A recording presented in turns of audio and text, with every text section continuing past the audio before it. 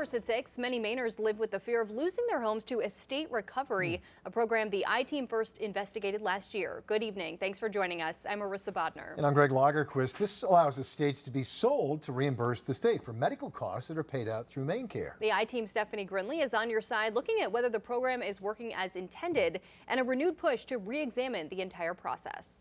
It's bad public policy. Plans to leave your home or money to those you love may be turned upside down if you end up in a nursing home on MaineCare. Here comes the state asking for what may be the entirety of the person's estate. Estate recovery is a federally mandated process requiring states recover Medicaid costs for recipients' estates.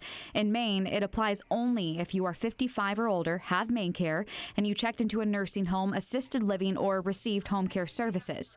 Those in favor argue it's crucial for ensuring Medicaid remains available for those in need.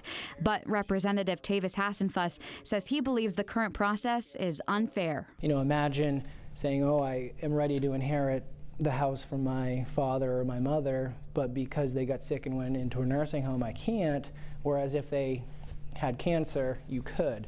And so it's a disparity of outcomes based on somebody's health diagnosis. Unlike Medicare, the federal health insurance program for people older than 65, where all expenses are covered, Medicaid seeks recovery. It's the only federal program that loans long-term care. Some are saying, listen, it should be the government's job to go after as much recoup costs as possible. What's your reaction to that, I guess? Well, I think my reaction to that goes back to the fairness approach. Of that money recouped, 2/3 goes to the federal government. The remaining 1/3 stays in Maine.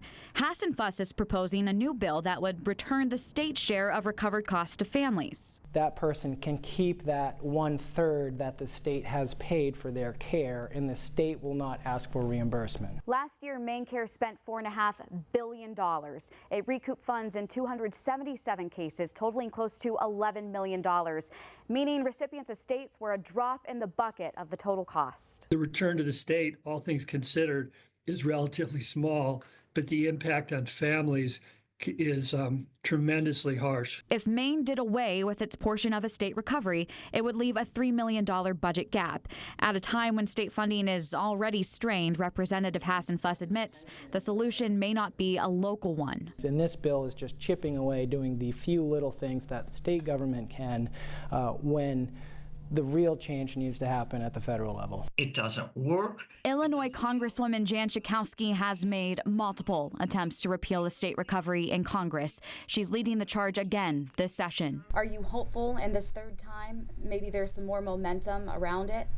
Well, we're in a new session of Congress now. And definitely what I'm going to be doing is getting more and more, I hope, bipartisan support to just end the program. The Kaiser Family Foundation, an independent group tracking Medicaid reimbursement, tells us any backpedaling on estate recovery looks less promising now. Currently, lawmakers in Congress are talking about cutting Medicaid by $2.3 trillion over 10 years. That is nearly 1/3 of total Medicaid spending. And if Medicaid cuts of that magnitude were enacted, states would have really tough choices to make. And to the extent that they were looking at things like eliminating estate recovery, that may be harder to do in a climate where they're already facing major cuts in federal revenues for Medicaid. Now, we did ask Maine DHHS exactly where the state's portion of estate recovery goes or how this bill would impact its budget. They didn't directly answer those questions, but a spokesperson told us, quote, in part, estate recovery helps ensure that this level of service remains available to those who may need access to long-term care they couldn't otherwise afford. We'll keep you updated as this bill makes it out of committee. For now, live in the newsroom, Stephanie Grinley. Marissa, back to you. Steph, thank you.